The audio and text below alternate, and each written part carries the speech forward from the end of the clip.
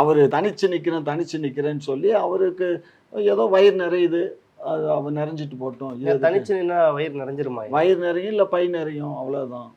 இப்போ வந்து அவர் கமிஷன் வாங்கிட்டு இது மாதிரிலாம் வந்து அதை நான் அப்படியெல்லாம் நான் சொல்ல இயலாதுப்பா. நீ ஏன் அப்படின்ற? நீங்க தான் சொல்றீங்க பை நிறையும்னு சொல்றீங்க. அதான் வயிறு நிறையும் பை நிறையும் அப்படின்னா என்னன்னு நீயே கற்பனை பண்ணிக்க வேண்டியதானே. கேட்குற மக்களுக்கு புரியும்ல. நீ எதுக்கு அதை விலாவாரியா கேட்டுக்கிட்டு இருக்க?